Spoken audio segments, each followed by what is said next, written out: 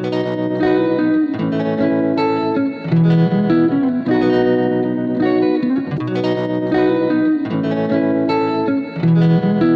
welcome everyone.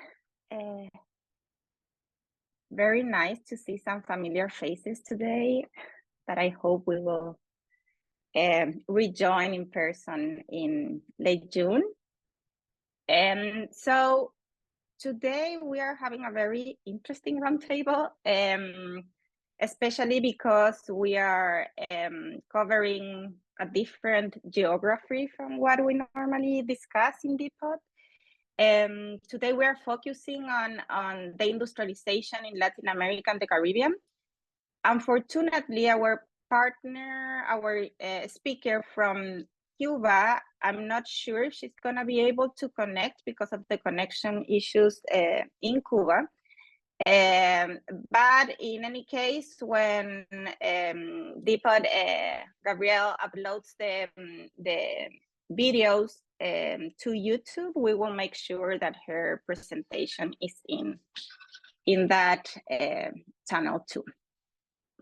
So I'm going to present very briefly our speakers today, and I'm going to introduce each of them properly before they speak.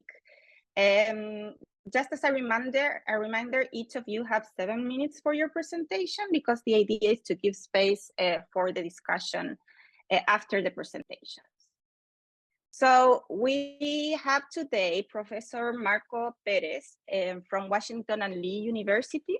He's gonna go first. We also have Daniela Morales, who is a PhD student in planning at the University of Illinois, Urbana-Champaign. And then we have Marion Steiner and Pamela Fuentes. Marion, she's a director of the Geography and Heritage Lab. And Pamela Fuentes is a Chilean anthropologist and director of the Placilla Historical Museum in Valparaiso. We are waiting for Camilo Contreras because he did confirm his participation today, but I think he's a little late, who is a professor in Colegio de la Frontera Norte in Monterrey, Mexico. So they will all be presenting. Oh, there you are, Camilo. So they will all be presenting about different topics on the industrialization in Latin America. And I want to give a special thanks because we are all connecting from different time zones. So thank you for being here today and for making the effort to share this, this knowledge about Latin America with us. So we will begin with Marcos, and I will read a brief biography and then he will present. So Marcos Perez is an assistant professor of sociology at Washington and Lee University. He's the author of Proletarian Lives, Routines, Identities, and Culture in Contentious Politics. That, by the way, I really recommend reading. His research has appeared in the Latin American Research Review, Movilization, Qualitative Sociology, Conflicto Social, Sociedad, Argumentos, Latin American Perspectives, and the Bulletin of Latin American Research. The title of his presentation is Rethinking the Political Consequences of Working Class Decline, a Perspective from the Global South. Thank you very much for the presentation. It's really nice to be here. I really like these interdisciplinary discussions. I think that especially in academia in the United States, where I'm based, all our disciplines become very insular, and we do our big conferences in which we only talk to other colleagues from the same discipline, and we don't actually have. So spaces like this are actually very, very, very valuable, honestly. And I really appreciate the opportunity to engage in these conversations. And Marcos Perez, as I said, the book now in paperback and coming out in Spanish with Siglo XXI at the end of this month. So all I'm saying, if you want to follow up on that recommendation, it won't hurt. I think 2% of the royalties of the 10% of it. So I get like 50 cents for each book you buy. So, a substantial financial investment. So my research is basically follows one question, and I'm going to be very brief because I want to go into the conversation. How do workers react to the undermining of their means of life? Okay, what happens? What are the political consequences of rising unemployment and inequality? In recent years, the expansion of right-wing movements throughout the world has intensified concerns over the effects of neoliberal globalization for democratic governance. Okay, faced with economic uncertainty, reduced prospects for social mobility, the argument goes, working class voters in many nations have embraced authoritarian and nativist agendas. And there is much truth to this story. I mean, I live in rural Appalachia, okay? I live in rural Virginia, exact same story, rural white working class voters going for Trump. And I'm from Argentina, and much of the, electoral base of the current government is precisely, working class young men without prospect for upwards mobility. So the argument is, working class decline leads to right-wing radicalization and self-victimization through policy choices. However, this is only part of the story. Underprivileged, populations in different contexts react differently. Vulnerable populations around the globe react to deindustrialization and marginalization in different ways. So the connection between upheaval, economic upheaval, social anxiety, reactionary extremism is neither inevitable nor irreversible. And these are the issues that I explore in my research. My book is the base. I'm now transitioning into a new project, but basically I've been working for the last 15 years on the Piquetero movement, the unemployed workers movement in Argentina. And basically the idea is that how are workers affected by structural job loss reacting? What do they do? Okay. Most people who lose their job don't starve. Somehow they make by, they don't thrive. Eventually, they suffer tremendously, but they do something. They don't drop dead. What do they do? Okay. So I interviewed the life history interviews over a period of 3.5 years of participant observation. And basically the idea is, why do these people develop attachment? Why do excluded workers develop attachment to a social movement they joined reluctantly? And I argue that a key appeal of participation in the social movement, in the Piquetero movement, is not so much ideological commitment or conversion. It's about the possibility of engaging in practices associated with working class life. It's a possibility to reconstitute a working class life, which is no longer possible because the jobs are gone. So, all the participants in the movement, they reenact, they reconstruct the routines from a time in which they were workers in a factory. Younger activists develop the routines that they never got the chance to enact. They were raised to be good workers, but when they came of age, the factories were gone.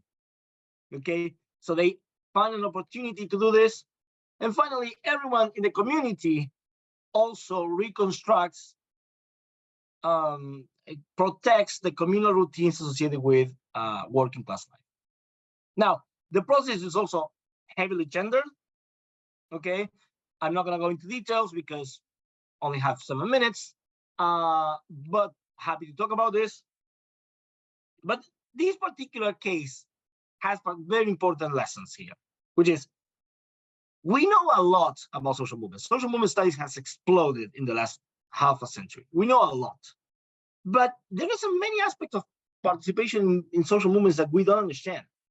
The fact that we didn't see Trump really coming in the United States, the fact that in Argentina, most of us, did not really see Milei coming. I mean, some people have, some people did. Many of us did not see it coming, really, as strong as it did. Means that we're missing out on something. And we know a lot about political participation, about ideas, the role of ideas in political participation. We don't know so much about practice, routines. What do you do? Okay. But the implications also go further here. As an instance of people, unemployed people using community activism to recreate a lost world, studying the unemployed workers movement in Argentina and other similar movements around Latin America provides this whole new insight about this wave of progressive mobilization that happened in the region over the last decades. Since the 1980s, Latin America, give or take, with exceptions, of course, has a combination of two things. An unprecedented wave of democratization that, for the most part, remains, and drastic neoliberal reform. So you have more opportunities for dissent and protest and organization, and more reasons to, the undermining of a minus livelihood. You have more reasons to actually take it to the streets. And all these exploded, this created an explosion of grassroots experiences in the region. Now, there has been a lot of attention to this by activists, by scholars, by journalists, by academics, you name it. But much of the way in which we've looked into these experiences has been through the lens of innovative transformation of society. These are experiences that try to create a new world, okay? Now, that's not entirely true.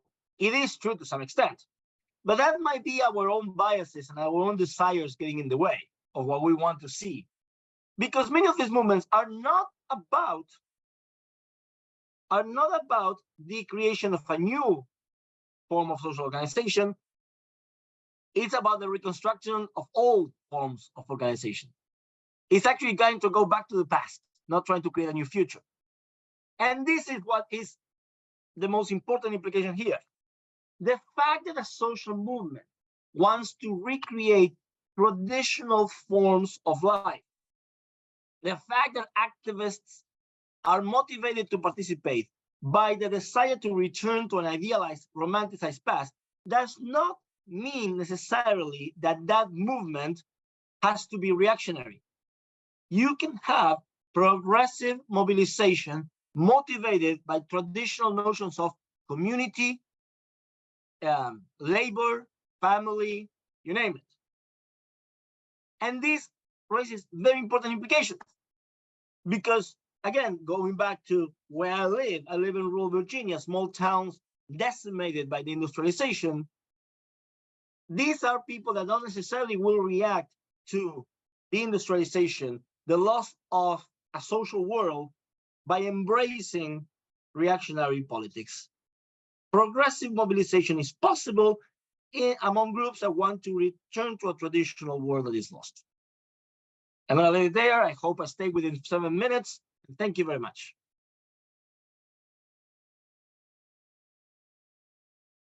Thank you very much, Marcos. I have some burning questions, but I will leave it at the end. Steven made a comment and I agree. Yeah, I agree.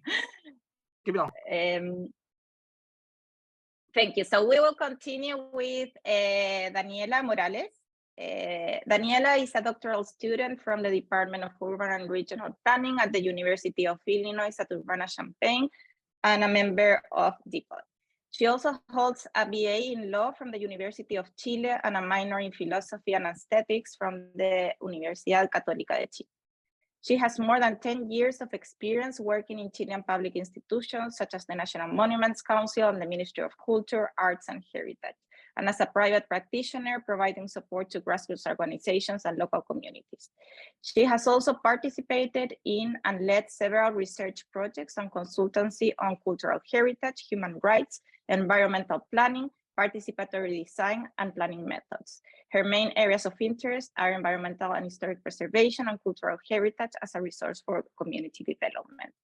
Her presentation is entitled Environmental Injustice and Deindustrialization in Chile, Abandoned Tailing Dams and the Case of the Las Palmas Disaster.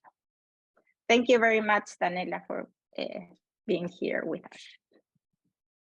Hello, everyone. Good morning. Thank you very much, Magdalena, for the invitation. I have a PowerPoint. I'm going to share my screen. If you give me a second. I'm super nervous about the 7 minutes. I hope I stay on time. Can be 8. Can you see my screen? Yes, okay.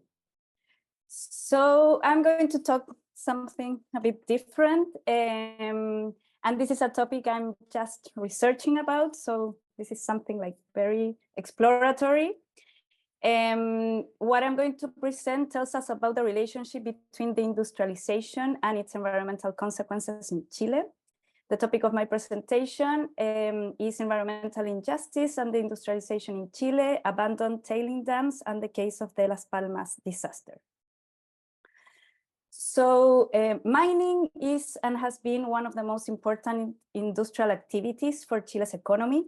Copper is the most extracted mineral, usually referred to as the salary of Chile, because it has allowed the governments since the 70s until today, because of the nationalization of mining national resources in the government of Salvador Allende, to finance public infrastructure and development projects, contributing to the reduction of poverty indicators and the image of Chile as an industrialized and developed country.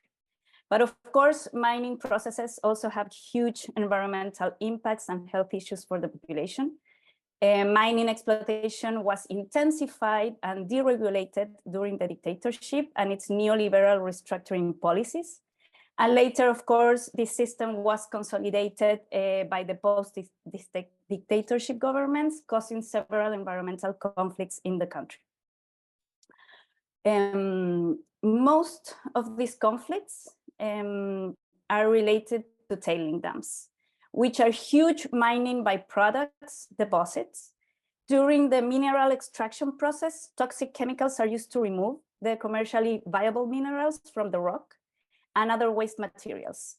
Afterward, all these chemicals waste are deposited and accumulated in these huge infrastructures, which becomes a very dangerous chemical mud. Chile is today the 3rd country in the world with the largest number of tailing dams, with a total around of 700 tailing dams, from which 467 are inactive and 173 are abandoned. According to the National Geological and Mining Public Office, none of them, which means a total of 86% of the total number of tailing dams in the country, they don't have any monitoring or control system. There is no regulation over closed tailing dams today in Chile, and most of them are located in the poorest municipalities of the country. When mining operations close, these massive infrastructures are usually just covered with land. Of course, it's more complicated than that, but they are covered with land because there are no alternatives for reusing this toxic waste. It takes 100 years to solidify this mud and 300,000 years to stop from being toxic. This means that tailing dams are a latent chemical structure that alters the landscape, the health, and the ways of life of every individual who relates to them in any way. They become a permanent and stable chemical toxic industrial ruin. This is the city of Copiapó, a very important and populated city in Chile, which has this huge tailing dam located nearby.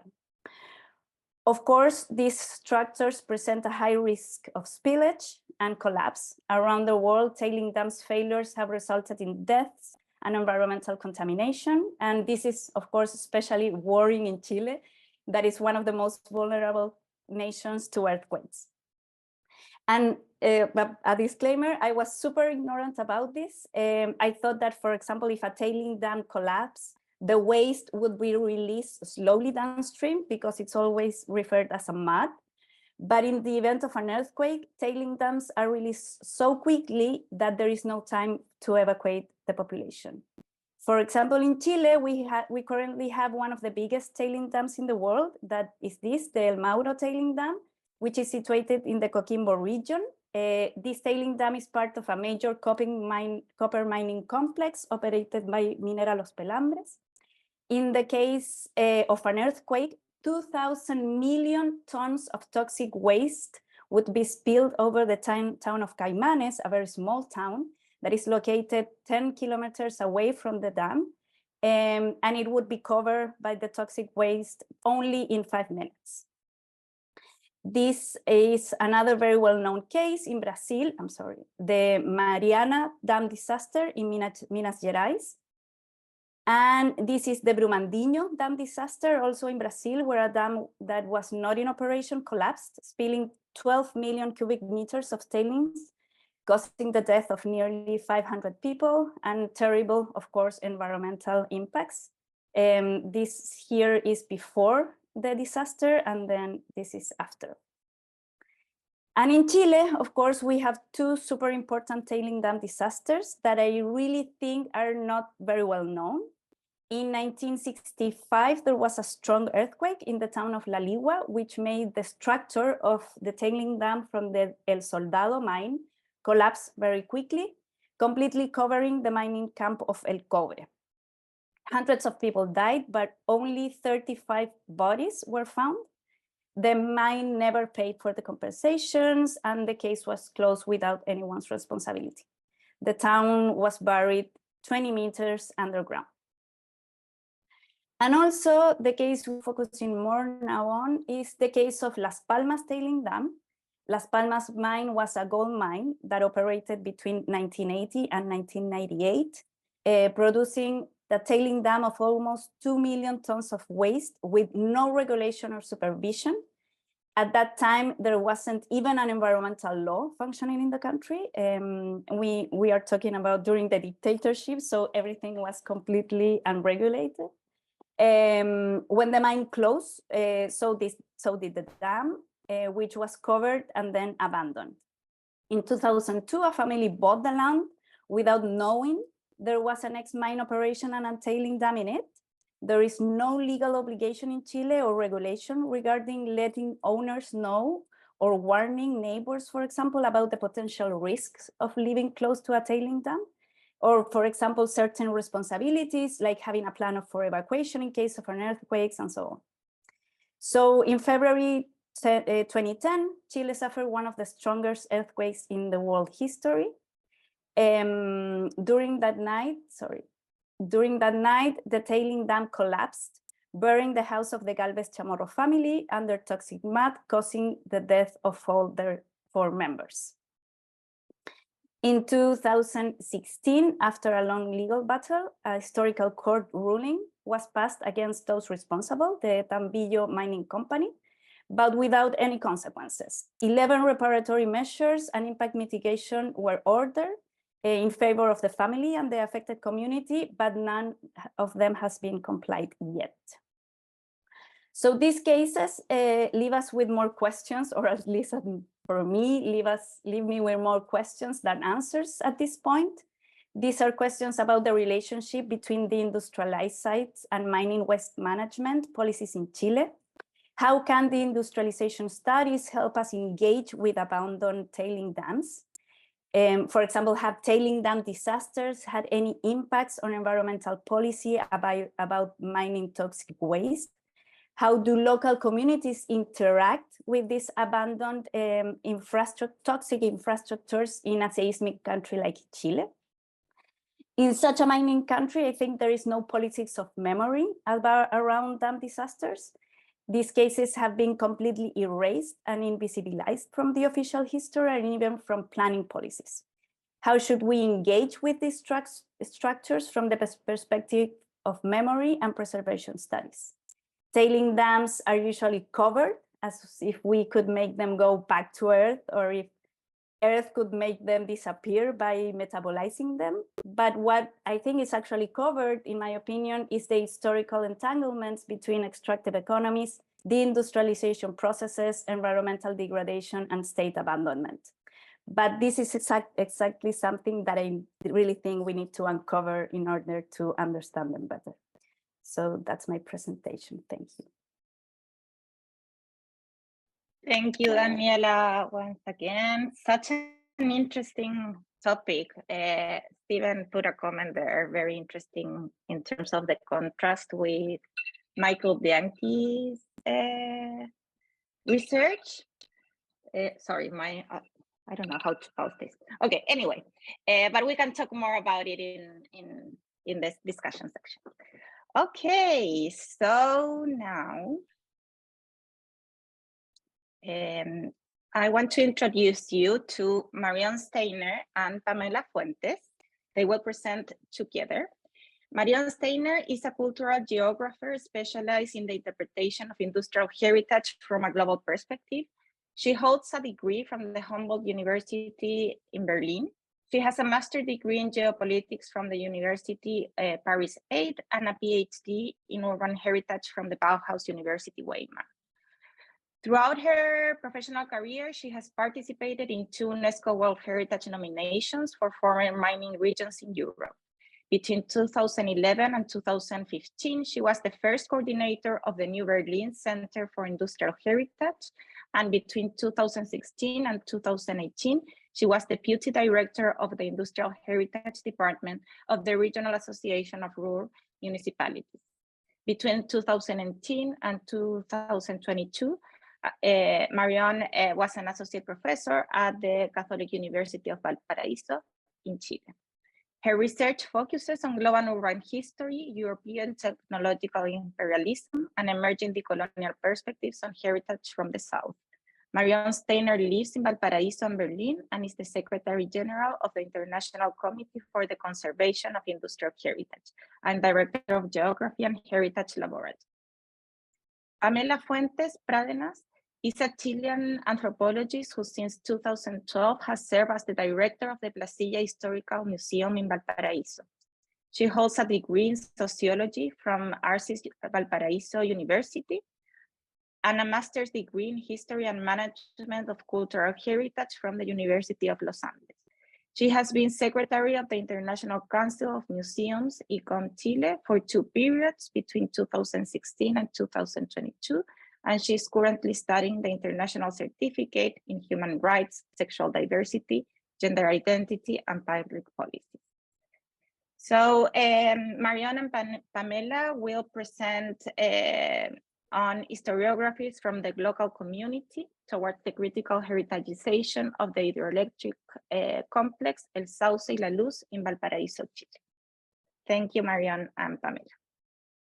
Thank you, Magdalena. I will share my screen. Is it working? Perfect. So as it's only 7 minutes in English, Pamela and I took the decision that I should speak, but I will show a lot of slides that are connected to what her actual job from the ground is in the Placilla Historical Museum. And we can then perhaps mix a little bit in the discussion part between English and Spanish. Thank you, Daniela, for having introduced Chile to this panel from a very interesting point of view, roughly going through political history with all the downsides that signifies. Perhaps I should add from the perspective where we are here in Valparaiso. I don't have any picture of Valparaiso city center in my PowerPoint, but you should all know what Valparaiso is. It's on the World Heritage List since 2003, for the reason being that this was the most important financial and commercial center on South America's west coast for a very long time. It was then struck by a big earthquake in 1906. And then the Panama Canal was opened in 1914, which roughly led the city to suffer from that impact. Also, as a global port city, Valparaiso was the entry point of every kind of industrialization or modernization of Western-style models into the Chilean territory, which was still expanding by the time to the north and the south. You all know that there was this huge war between Chile, Bolivia, and Peru in order to Chile taking the power and the lands in the northern part where all copper mining started and was dominated actually by US American actors, and the nitrate industry by English.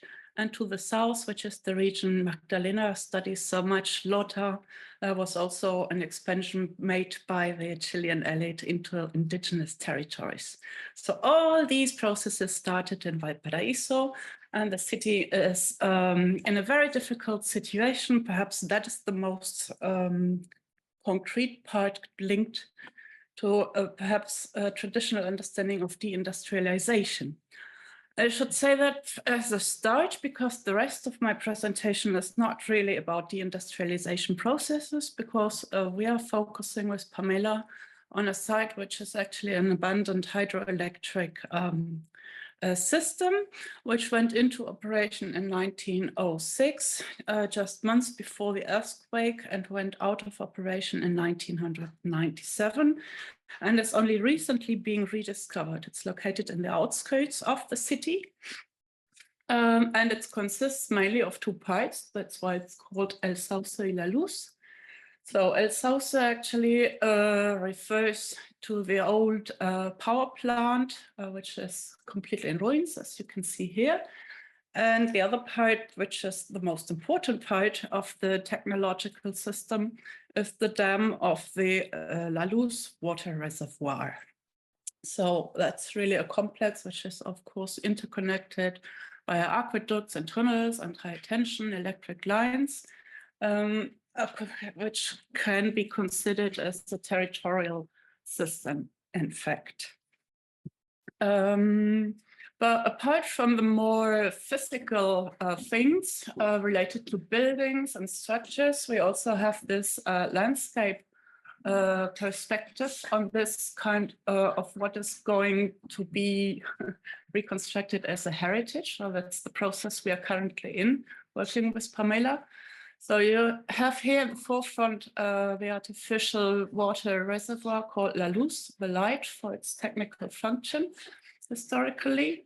And down in the valley, you have the hydropower station. Both sides counted also with settlements for workers living very isolated in order to make sure the system was going to function. And this is also a really a special picture because Valparaiso city center, as I said, is not on the picture. It would be to the right hand.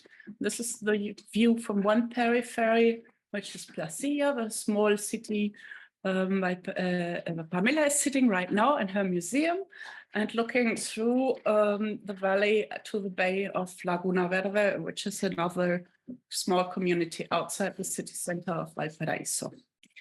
Pamela and I got to know each other in 2014 when we found out that I was researching from Berlin on the Berlin electrification of Valparaiso, which are the actors who actually constructed all these system. And she, that's the slides that come after this, was at the same time with the museum and the cultural center working on rediscovering the same heritage and the same sites. But of course, we have very different perspectives on these sites, which makes it so interesting and also so challenging. So my point, of course, being an anti-capitalist and anti-imperialist researcher, is to explain how this whole system came into being.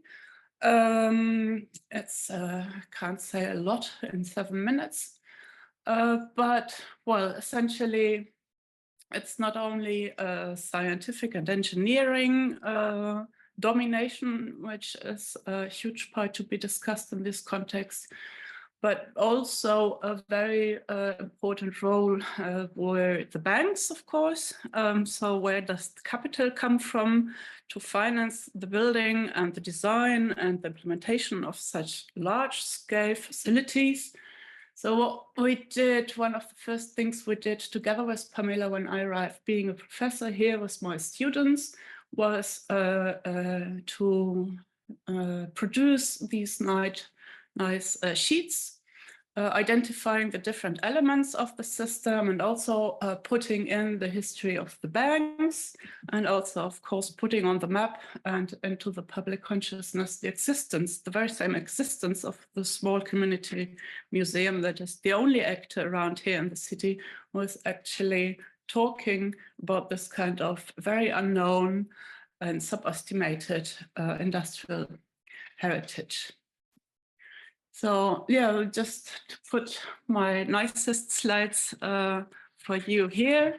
We have, of course, a site where we can talk about in very different ways.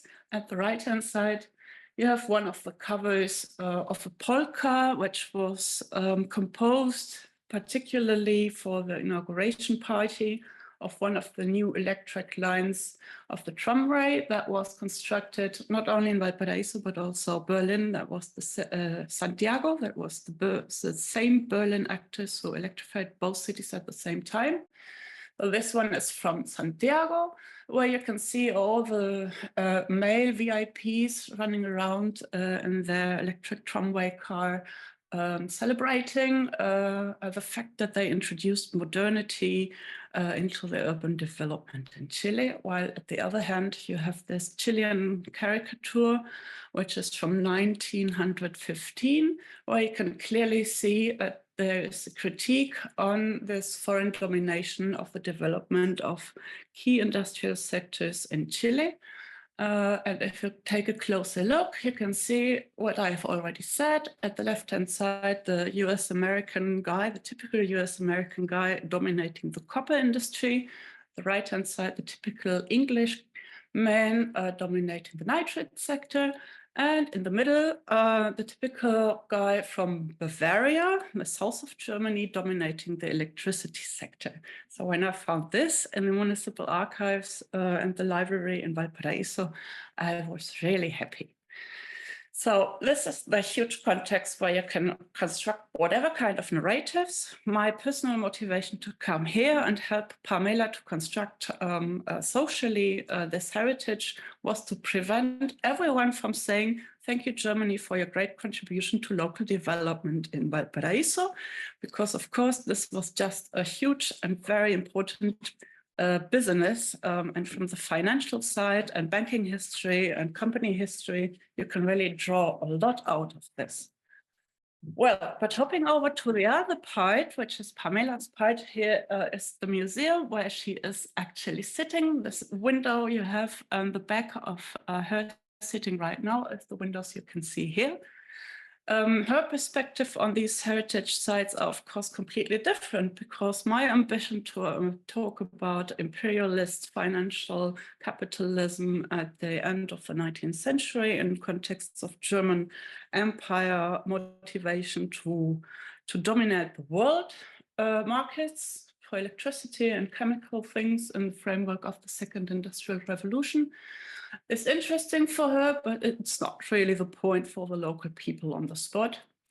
So she is very much into doing oral history with the people's families who lived over the generations in these very peripheral places, gathering old family photos from the people who worked in these sites that are completely abandoned as of now, doing interviews with the people who grown up there or whose families have been living there at the start of the 20th century.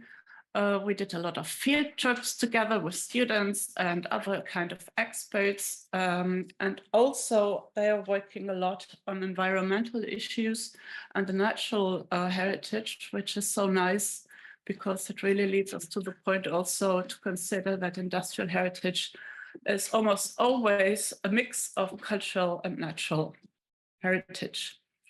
These are the slides we could perhaps talk about a little further in the discussion part. This is the museum as they started.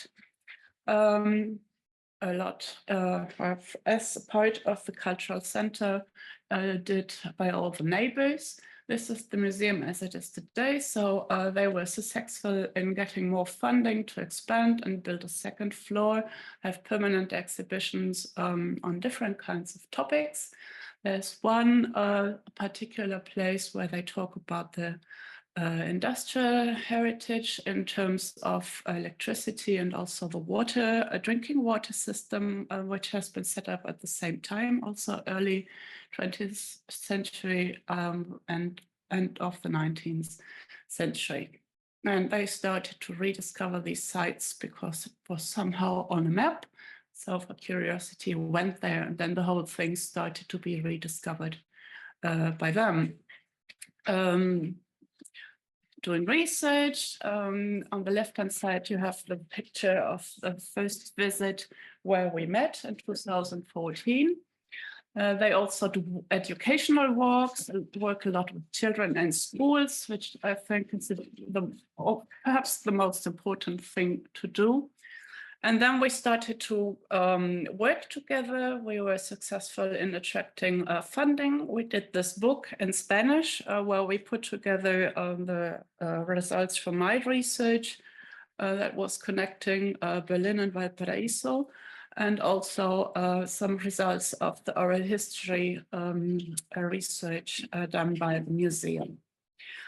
And we're now working together in a funded research project. I'm directing, but Pamela has an essential part in this. So we were already able to visit last year the sites together with 4 international experts, all Tiki friends, in fact, Humberto from Mexico, who's also working on hydroelectricity in Mexico, Miguel, who's the president of Incuna from Spain, and Moshri Yoshi and Suritya Sinya from India, who were also very amazed to see these sites and discuss things further from a global South perspective, connecting Latin America with Asia. And we have a lot of things still ahead. We are working a lot, of course, taking advantage with Tiki people around Latin America and the world. So publish regularly in the Bulletin of Tiki. I will be in Berlin now in May and June, speaking at universities, but also taking the opportunity to work with my ex-colleagues from the Berlin Center for Industrial Heritage, insisting once again that this is also part of their heritage. This is actually about Electropolis overseas. So somehow they should, somebody, take on the responsibility to help us with the preservation of the sites here. And I think that is perhaps the most challenging and the most beautiful mission Pamela and I have, to bring back this kind of heritage to Berlin city center and the center of power of these kinds of historical electrification issues, in order to make them understand that this should be integrated in their heritage interpretation of what the city of Berlin as Electropolis is actually, and to set up some kind of local project that connects both cities via this kind of heritage. And I'm also looking forward to be in August in Brazil, taking the opportunity to say hello here to Eduardo, who's actually connected from Tiki Brazil, to spend a week with them also to discuss further. I know that there is a lot of hydroelectrical history also in Brazil, and we're actually very keen to research further from a comparative perspective on how German electrification was introduced to Latin America, comparing the Chilean with the Mexican and the Brazilian case. And we will next year also be at the next Tiki World Congress in Sweden, which is when our current research projects will almost be coming to an end. So thank you very much. Thank you so much, Mariana and Pamela, for, again, an excellent presentation. We will leave the questions for the discussion at the end. And I want to introduce now Camilo Contreras. Camilo Contreras holds a PhD in social sciences, and he's a professor and researcher at El Colegio de la Frontera Norte in Monterrey, Mexico. For more than 20 years, Dr. Contreras' work focused on the coal mining communities in Mexico, and currently he's also investigating industrial heritage in the country. Camilo serves as a commissioner for Latin American and the Caribbean of the International Committee for the Conservation of the Industrial Heritage, TICI. His presentation is entitled Opening the Borders to Steel in Mexico and its Impacts on Coal Mining, Implications in Mining Communities of the Coahuila Coal Basin. Camilo will present in Spanish, but he has very kindly translated his PowerPoint to English. So thank you so much, Camilo. We are so glad to have you here today. Yeah, thank you very much for the invitation, Magda. And I'm sorry because I speak in Spanish. Ok, gracias por la invitación. Hablaré en español, pero como ya explicó Magdalena, el PowerPoint está en inglés. Aunque hace algunos 10 años estoy más enfocado al estudio del patrimonio industrial. Años atrás, alrededor de 20 años, dediqué a estudiar la cuenca carbonífera de Coahuila. Ahora mostraré algunos mapas para que ustedes se puedan ubicar.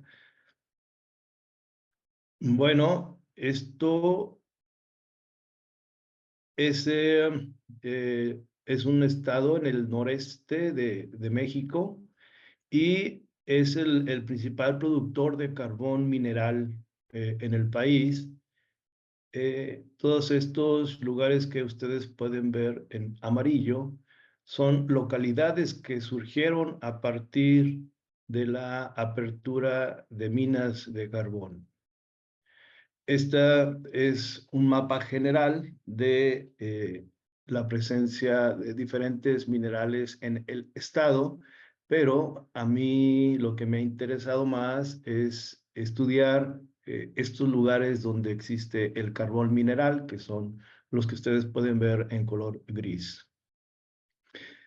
Me interesa mucho entender desde la historia cómo fue surgiendo esta explotación minera, y tiene mucha importancia el ferrocarril que venía desde San Francisco, llegaba hasta Nueva Orleans, y de ahí se desprende hacia el sur una vía que es la que se llamaba por acá Ferrocarril Internacional, y que ingresó a México justamente por el carbón que existía o existe en esta parte del estado de Coahuila.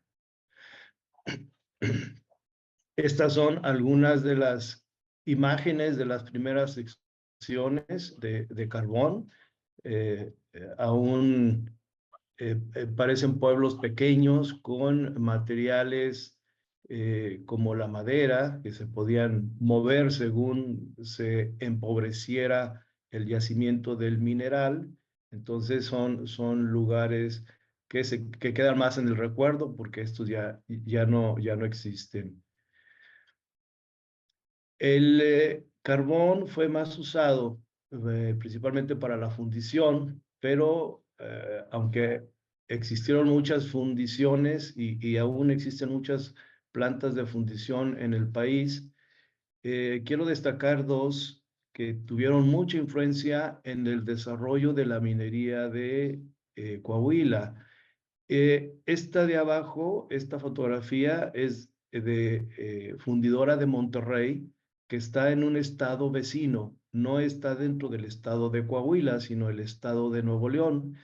Esta fundición, producción de acero, nació como una empresa integrada, es decir, tenía sus propias minas de carbón, toda la materia prima, el hierro lo tomaba de otro estado por acá, que es en Durango, y de ahí tenía sus productos terminados, por eso fue la primera siderúrgica integrada en México.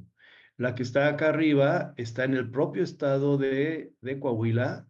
Esta se llama Altos Hornos de México. Nació en 1944 y está estratégicamente situada a 1 hora de la cuenca carbonífera de Coahuila.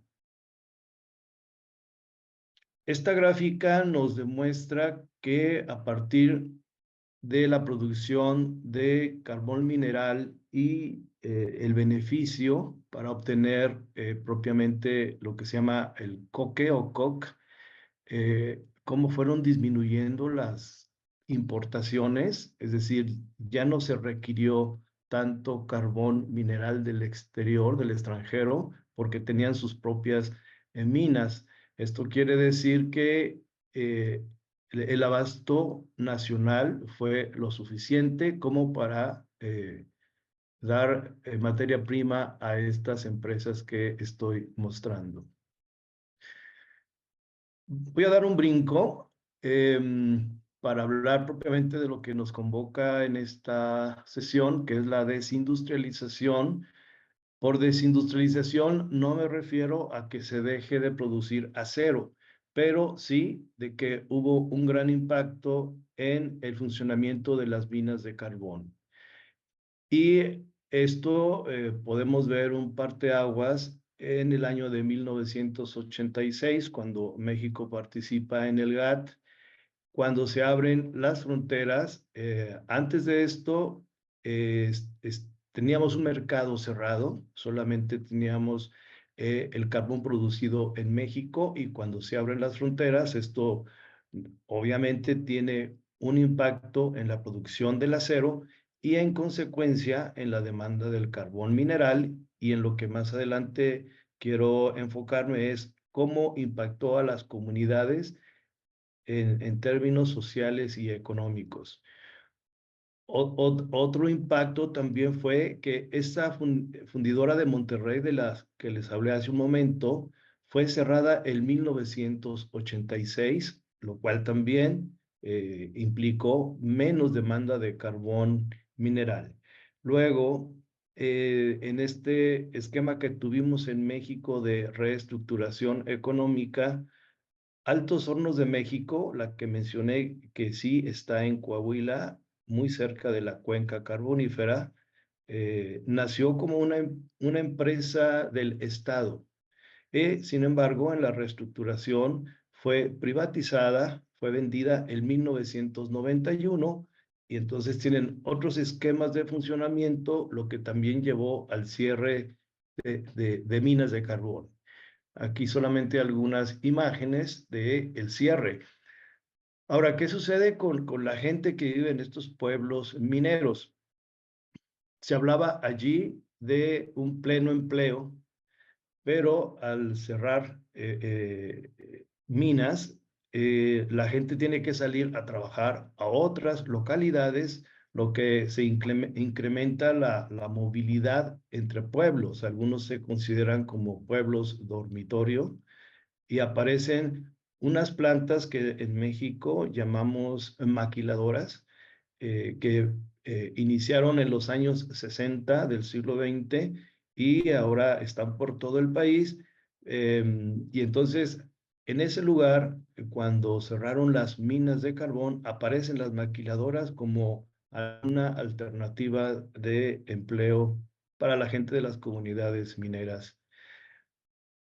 Otro fenómeno que fue más bien un retroceso es que aun cuando cerraron las grandes minas, se abrieron pequeñas explotaciones que llamamos pozos de carbón. Sin embargo, trabajan en situaciones precarias de tecnología y de seguridad principalmente. Como pueden ver ustedes, es algo muy rudimentario que incluso la Comisión de Derechos Humanos tuvo que hacer un estudio para revisar cuáles eran las condiciones, porque había incluso trabajo infantil y con escasas medidas de seguridad. Aquí quiero resumir para ceñirme al tiempo. Entonces, tenemos que hay unas expresiones sociales y espaciales de esta reestructuración. Hay una nueva división internacional del trabajo, de la que se ha hablado ya desde hace un buen tiempo, en la que pues México se abre al mercado internacional del acero. A nivel nacional tenemos estas medidas gubernamentales de privatización de la siderúrgica, así como la inversión a través de las maquiladoras que no existían en esta cuenca carbonífera. Luego, al nivel local, tenemos este cierre de minas y la concentración. Ahí sigue habiendo minas, pero se concentraron en algunas localidades por la cual los trabajadores tienen que moverse de una localidad a otra. Pero también se generó ahí un desempleo. En este lugar no teníamos migración, aunque está cerca de la frontera con Texas, tenía un pleno empleo y a partir de esto la gente migró a la propia frontera del lado mexicano, pero también apareció la migración de manera internacional. Mucha gente se fue a Texas y a otros estados de Estados Unidos. Y algo también que detonó ahí fue el ingreso de la mujer al mercado de trabajo.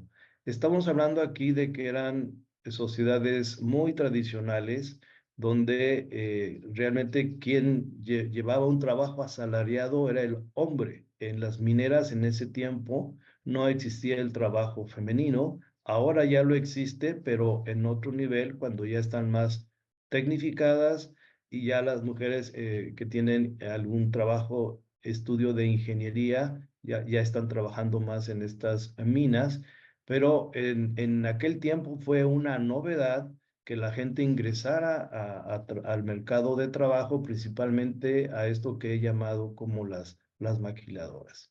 En resumen, esto sería los efectos de una reestructuración en la industria del acero con impactos en la extracción del carbón mineral.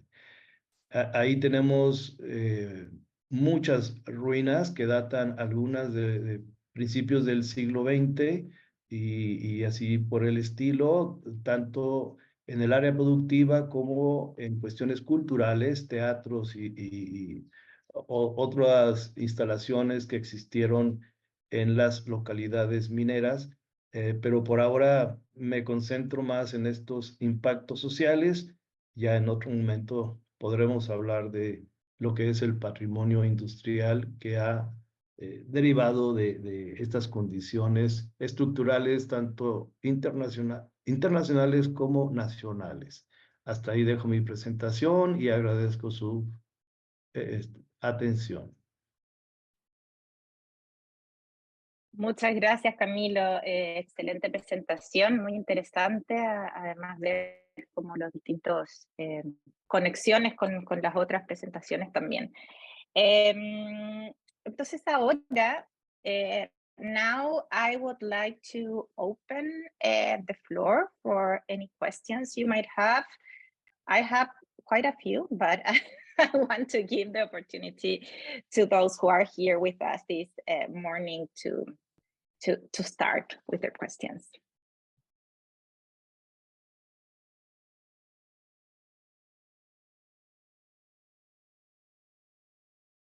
Anyone?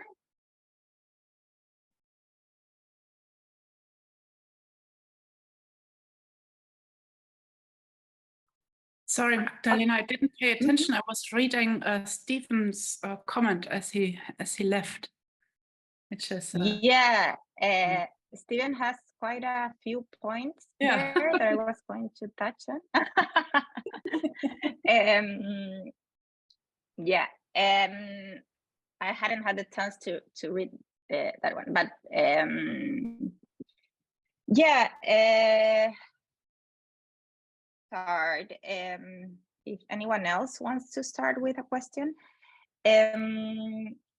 by asking you all touch a little bit on the gender aspects of your cases, but I wanted to ask all of the speakers if you could expand a little bit more on those dimensions, because I think that there are also interesting connections in terms of how gender dynamics work in context of the industrialization in Latin America. So yeah, anyone wants to start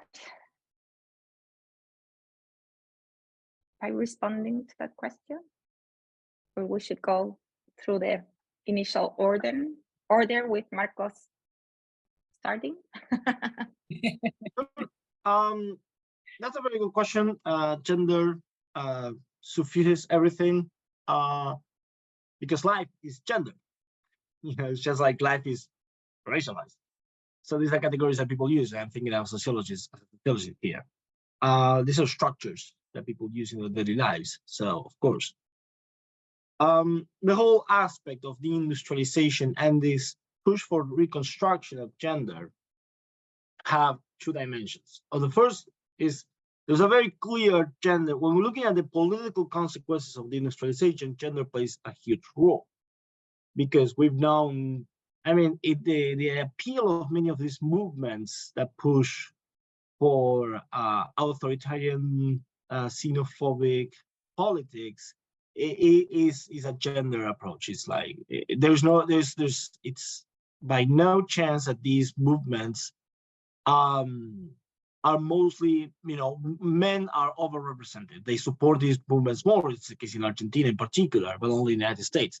And it's because it's a promise to, you know, reconstruct a world in which you can be a real man. Okay, a traditional way of being a man. Deindustrialization is not just an economic tragedy, okay, and a huge problem to people. It's also a huge threat to the sense of masculinity, the sense of identity, gender identity that people have. You know, you're being a good worker, you're being a good man, a man that, you know, works long hours, wakes up in the morning, goes to some factory somewhere, gets dirty and sweaty during the days, gets tired, comes back home to a good meal, okay, kisses his kids to bed and goes to sleep until the next day.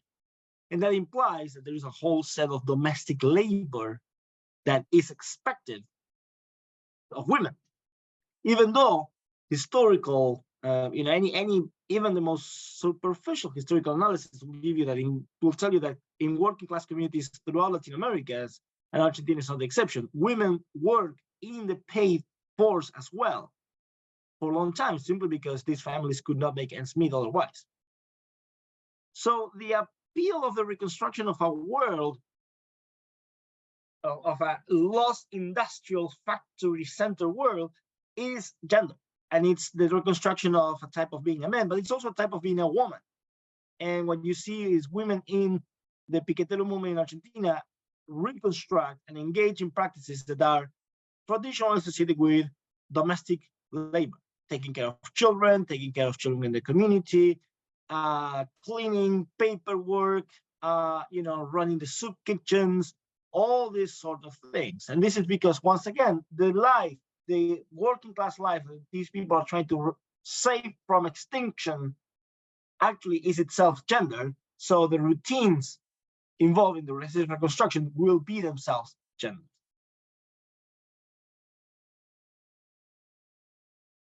Thank you, Marcos. I was going to say that I found very interesting as well, like how, well, I don't know in the case of Argentina, but at least in the case of economic reconversion plans in Chile, in the after the closing of the coal mines in the 90s. The reconversion plans were very much targeted to men or male workers, but since they were so attached to continuing the movements and all that that you already described in the case of Argentina, women were the ones that actually took the job opportunities that were available. So that's also, I think, a learning to think like in in the case of the industrialization, like how we are, like, in any case, the policies were really bad and the government assessed it very negatively. But in any case, like at the time of thinking about policies, like how can we integrate all the population across genders in the way that we are thinking the economic restructuring, right? Okay, thank you. Marion, you have opened your mic. Do you want to comment? Oh, that's Or it was or it was just a coincidence. just a coincidence, but maybe after Daniela, if you want to follow the order. Yeah, and then we'll have some questions in the chat as well. Mm-hmm. Well, in my case, the answer is maybe a bit evident in the sense that how pollution and environmental contamination impacts women in rural communities very strongly, women and kids, right? Mostly these tailing dams, what they do is that they contaminate water. So usually rural communities that are located near these structures, they are left without water, which of course impacts women strongly. There's a lot of studies reporting, of course, gender reproductive impacts in health. Impacts in reproductive health for women, or like cancer. So that's very important, that's strong. And it also talks about this like traditional clash between mining, the gendered mining ideas about industrialization, of pushing forward economies, with environmentalists and people who are raising concerns about health and environmental protection, which is very well studied too, in the sense that it's very usually a discourse and an activist that is being pushed forward by women. At least in Chile, I would say in Latin America, this whole tradition of ecofeminism, right, that speaks about the importance of the relationship between the body of women and the territory and the health of territory. But I also wanted to raise the thing about how women have been central about pushing memorialization policies or memorialization activities about these disasters in Chile, mostly by the mothers, the widows, about the people who were the victims of these disasters. I would be super interesting how this develops, for example, in Brazil. As Leonardo was saying, there was a disaster very, like, I don't know, recently. So getting to know how these gendered communities also deal with memory and the impact of these disasters in how they memorialize and they relate to these disasters in their life. So that's my answer. Thank you, Daniela. Marion and Pamela, and then for Camilo, Michael has a very specific question that ties into this question. So yeah, Marion. Yeah, so I had this picture in my presentation of the very important man celebrating the inauguration of an electric tramway. And I think that's also the reason why I always put that in, because I find it so striking that these men are celebrating progress, blah, blah, blah. And in the framework of my research for the PhD book, I digged into their biographies and their daily life context and attitudes. And it's material that is perfect for setting up a Netflix series running over I don't know how many seasons. So striking to see their behavior on the financial markets, all of them involved in politics. I was able to find information on those key actors in Berlin, but also here on the local level. With Pamela, we found some new material also. So we're really set for making a Netflix series out of this. Well, no women will ever appear if it wasn't for holding the people together, opening the saloon for the elites that gathered together in Santiago and Valparaiso and singing songs and doing good cookings. I don't know. But when we talk about gender in heritage, I think it's also very interesting, that connects what Daniela said, to look at who is actually pushing forward the movements for heritage protection, particularly in Chile, where everything is so privatized. There is not so much professional people working at the national institution that are in charge of doing the heritage work. So I think that 99% of the work that has been done and is being done in order to protect heritage and to strive for a more sustainable way of doing urban development in Chile is actually done by women, and it is done on a voluntary base, or it is really badly paid. Myself and Pamela are striking examples for that. So we're actually in the museum, and that is perhaps something Pamela could explain a little bit more. This is all self-managed. I'm doing a lot of independent research. The university system doesn't really care for this kind of cooperation with the local people in the territory. That makes it all the more difficult. In the Valparaiso region, we have another dear colleague, Auliki, who is working in Limache, and she is holding together and pushing forward a whole movement in more urban context, as we are able to do here in Valparaiso and Placilla, which is outside the city. Well, Limache is a very striking example for the whole work being done by women unpaid in order to have saner and better and more sustainable cities in the future. So that is perhaps a point when we talk about gender in industrial heritage, I would say, that is very important. And it is completely apart from the historical view of the role of women in the industrialization processes.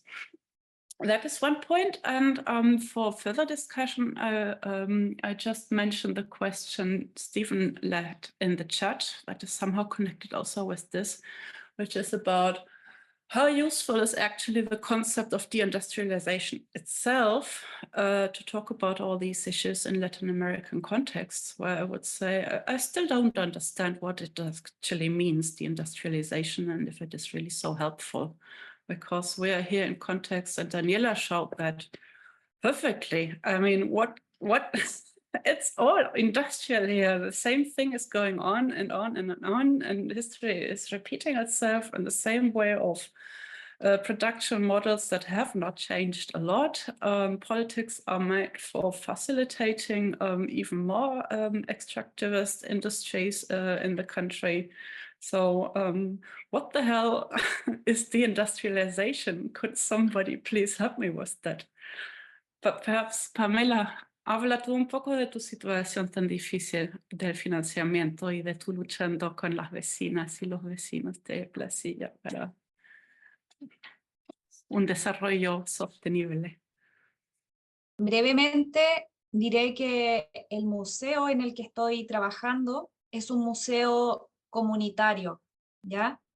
Hay que buscar financiamiento de forma permanente y el trabajo surge netamente gracias al apoyo de nuestros vecinos y vecinas. Es decir, ellos son parte de la, digamos, como de la misma investigación, es la fuente primaria de información, ¿ya? Por tanto, no podríamos haber hecho esta investigación con Marion si no es gracias a nuestros vecinos. Así es que esa es una ventaja que tenemos quizás como museo, pero claro, no tenemos recursos y hay que buscarlos en fondos públicos del Ministerio de las Culturas, por ejemplo, de ese modo. Así es que, claro, ha sido una lucha tremenda también. Hay nuevos procesos, digamos, industriales que nos están afectando y también tenemos que pensar cómo más adelante esto forma parte de la memoria o del paisaje cultural, cómo nos impacta en nuestra comunidad. Eso, Marion. No quiero quitar más tiempo a los expositores.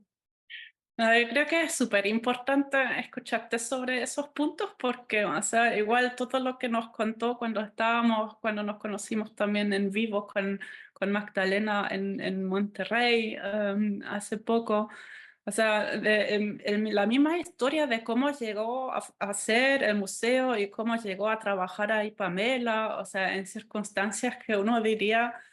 ¿Qué chucha hace la pobre niña? ¿Qué motivación personal tiene para no sé, exponerse a algo así de precario? Y lo admiro tanto, o sea, todo lo que han logrado hacer con la expansión del museo, de ponerle una buena museología, es impresionante. O sea, yo de verdad adoro trabajar de esa forma y con gente así. Permítaseme disculparme. I'm sorry. I would like to apologize. I stood up. I had a student trying to deliver a paper that they had due, sliding it under the door, and was struggling. So I just wanted to help that poor guy who was trying to finish the class. I just want to apologize. Mi disculpa por haberme levantado. No, that's totally fine, Marcos. I figured La vida something real. like that was la vida real. Camilo, Sí, Michael Bianchi en el chat tenía una pregunta sí, que a está eso muy voy. relacionada con esto. Ya la viste. Ok, Ya. Sí, perfecto. pero antes también Steven agradezco el comentario de Steven, que tuvo que irse por una reunión departamental, pero ahí dejó su comentario. Y gracias por la oportunidad de ampliar que me da Michael Bianchi con su pregunta.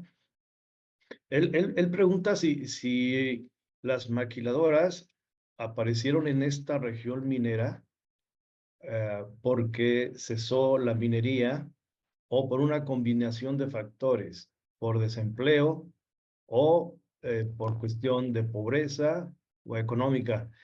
Primero quiero contextualizar. El programa Maquilador se dio principalmente en la frontera norte de México. Esto de lo que hablé de la cuenca carbonífera no se considera frontera norte de México, aunque está muy cerca. Entonces, esto era más como un desarrollo fronterizo, porque la frontera estaba muy lejos de los centros de producción más importantes del país. Sin embargo, este modelo maquilador se fue extendiendo en el país y ahí es cuando aparece en combinación con el cierre de algunas minas de carbón. Otra cosa que debo decir como antecedente es que en la maquiladora se caracterizó en sus inicios por ser mano de obra principalmente femenina. Y esto entonces viene a repercutir también en la cuenca carbonífera cuando se instalan, de que es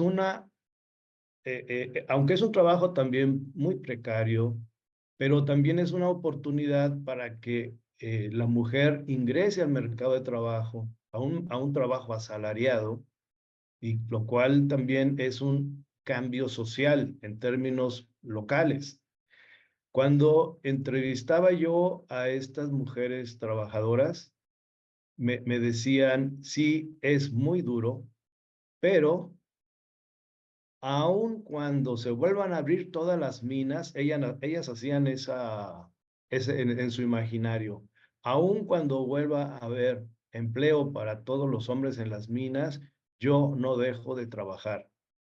Ellas sintieron, entrando a trabajar a las maquiladoras, que había una parte de su realización humana, femenina, que no se había dado antes. Entonces, ese fue también otro de los impactos en términos de género.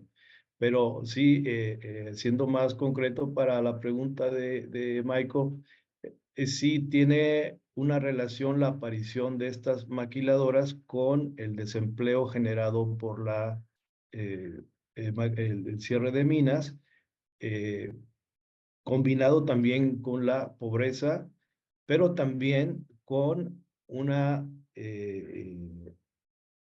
mano de obra femenina que no tenía un trabajo asalariado. Era solamente trabajo hogareño o alguno que otro comercio pequeño, que estamos hablando de localidades muy pequeñas.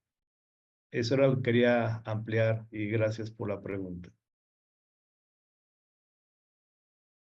Gracias. Gracias, Camilo. Anyone has another question? Julia. Hola, ¿qué tal? Un gusto conocerte. Sí, vernos otra vez y un gusto a cada uno de ustedes de estar aquí. Bueno, desde el paisito chiquito de Sudamérica, los saludo desde Uruguay. Me interesó mucho el tema, principalmente el último cuestionamiento sobre género, sobre mujer, ni que hablar. Pero ahora tengo otra pregunta que, bueno, la dejo para que cualquiera de los participantes que quiera responderme, de los expositores, que tiene que ver con patrimonio funerario, que es otro de los temas que son de mis líneas de investigación. Es decir, ¿qué ha pasado con aquellos lugares, aquellos cementerios o lugares de memoria, de estos lugares que ustedes expusieron, que han pasado la desindustrialización? Es una palabra que me cuesta siempre decir. ¿Qué ha pasado? Porque de alguna manera estos lugares tienen, los cementerios tienen una vinculación, un peso muy fuerte en las sociedades, nuestras sociedades, ¿no? En nuestro dormitorio, por decir de alguna manera.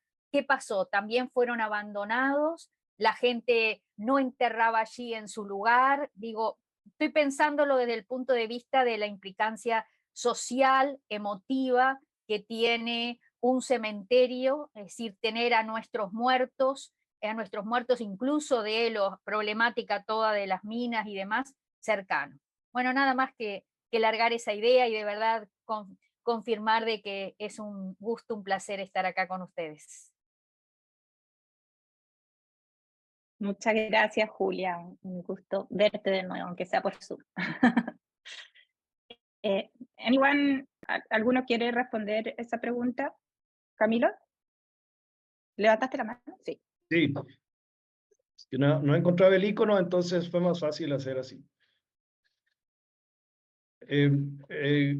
María Julia, hubo pueblos en los que no hubo más empleo minero y era una pregunta obligada para mí con la gente de las localidades y ellos decían, yo no me puedo ir de aquí aunque ya no hay empleo, pero es que aquí están enterrados mis padres y prefiero salir a trabajar que irme de aquí. En primer lugar, en otros lugares, otras localidades, decía la gente,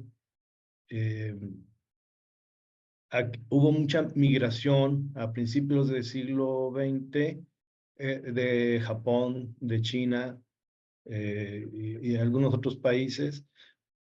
Se les traía con engaños, como decimos acá, se enganchaban, llegaban por el Pacífico, desde Oriente hasta Oaxaca, que ya conoces, y por ferrocarril iban hasta el norte.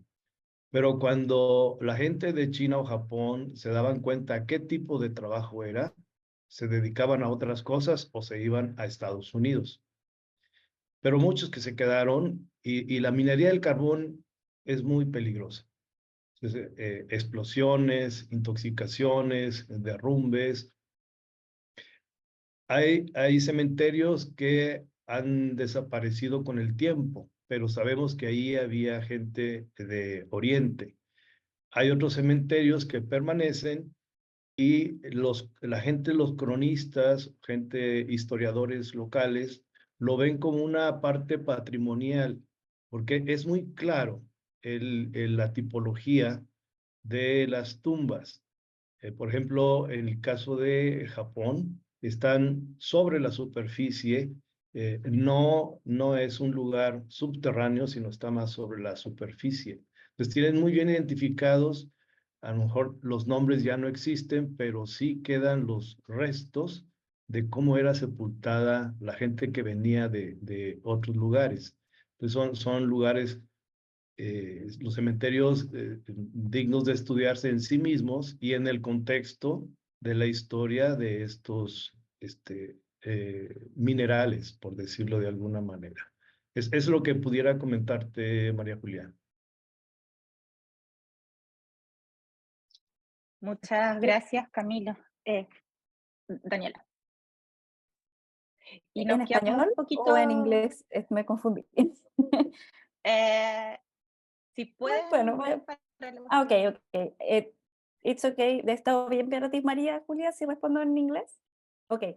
Just a brief response to that I think it's a very interesting question, at least in the case of the cases I presented, because I really think these disaster spaces had become like a very it can become like a very interesting typology of understanding this kind of deindustrialized or industrialized disaster history, because the same site became a funerary site, right? There's a lot of bodies that never was found, and that people go there to memorialize their dead ones. So it is interesting because I think these spaces become funerary sites, ruins also, sites to understand environmental history and environmental justice history in Latin American context, but they're not like structures or ruins as we usually understand them in like an architectural way, right? They're not completely, I don't know, delimited. They don't have like, I don't know, I think it opens a space to think about different ideas of thinking ruins, of thinking funerary sites, or even deindustrialized sites from this perspective, because there's mud there, right? There's only mud and land, not like a landfill, usually not constructions, but yes, in the first case that I show in Chile, they have a cemetery there, located nearby, and they memorialize, they commemorate the disaster every year. That's in March. And in the other case, they have this what we usually call in Chile animitas, like a small, I don't know, small house to memorialize their memorials. So I really think Recordatorios memoriales. Recordatorios, sí. Claro. Realmente creo que estos espacios como que tienen muchas capas que nos permiten entender estas tipologías desde otra perspectiva. No son tan claros, no son arquitectónicos, pero sí son elementos que nos permiten como repensar los lugares de industrialización desde otro lugar. Sí, no tiene que ser un panteón, ni tiene que ser algo muy constructivo, por eso, y menos en estas sociedades, obviamente. Gracias, Exacto. Daniela, te agradezco. Bueno, gracias, Camilo. Gracias.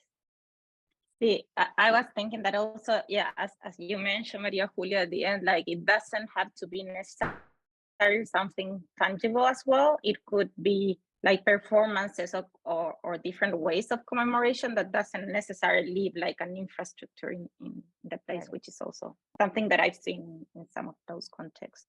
And I should add to that, thinking about the more than human relationship too, it also can become like a funerary site in that sense, right? Claro, y además les agregaría algo, también tiene que ver el material que se usa. Si también en la simbología y en los materiales usados son los de la mina, cuánto más hay un relacionamiento con la sociedad que está ahí y con el grupo humano que está trabajando allí. ¿No? Tiene mucho que ver. Gracias, muchas gracias.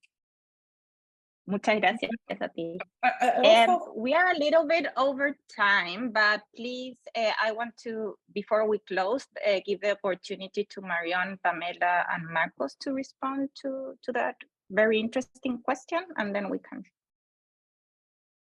Yeah, I think it's a really interesting question because that's perhaps something that is not that much studied from the north.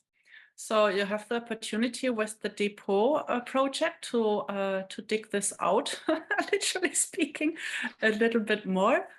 Well, as a German culture-dominated woman working here in Valparaiso, I learned from Pamela and the many sites visit we did to the water reservoir La Luz and also to the hydroelectric station that there's actually a nanometer also. Even there are two. They are unknown, they are in a very bad shape, but they are there. And Pamela told me that there are still people going. Some know about who the person is, others just walk by and they know that there is a nanometer, not knowing about the story, but paying their respect every time that they pass there.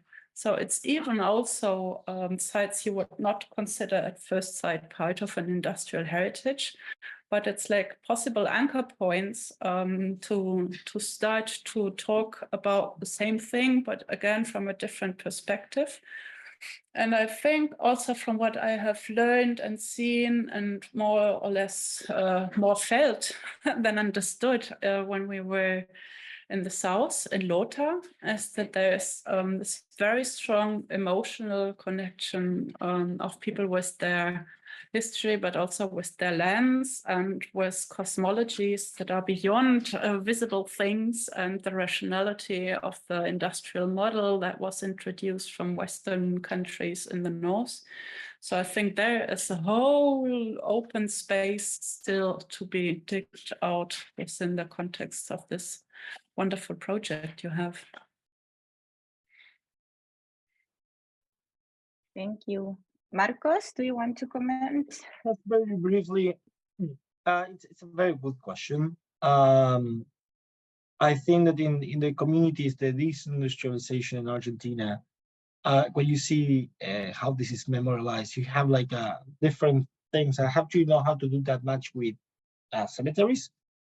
It has to do with other forms of memorialization. First of all, you have the level of memory sites from the last dictatorship, which is very big in the territory, and it's a very, very consistent, policy of the state, a very stable policy in Argentina of memorializing spaces.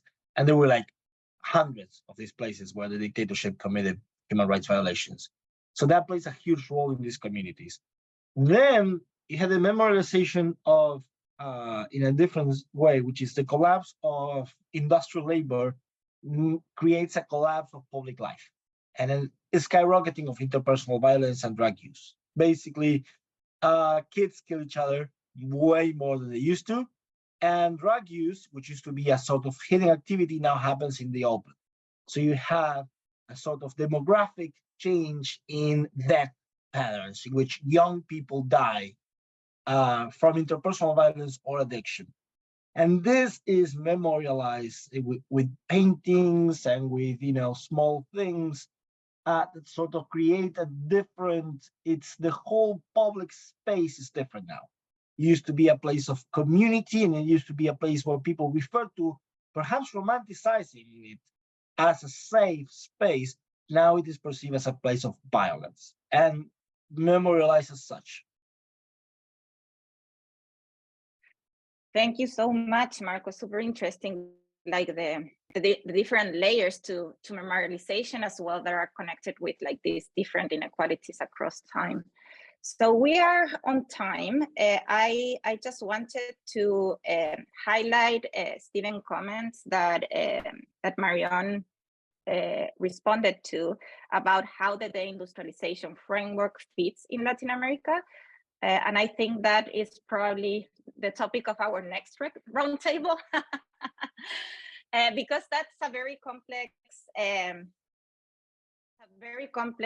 answer, I would say, because yeah, it could be like, how can we understand it? But also, I think that probably Latin America is the one that fits most at the same time in that concept, because we are in a constant loop of deindustrialization and reindustrialization. So what that does mean as a continent that we haven't stopped being like the source of extractivism for the North, right? And so I want to thank very much the speakers for being with us today. I know you are all very, very busy, so I highly appreciate it. I hope this is the first of many roundtables on the industrialization in Latin America. Gabriel, if you allow me. And the depot group at all. I want to thank Gabriel for really organizing and helping coordinate this and pushing me also to actually organize it. So thank you, Gabriel. And yeah, thank you everyone for staying with us today and for participating of this roundtable. I hope to see you very soon again.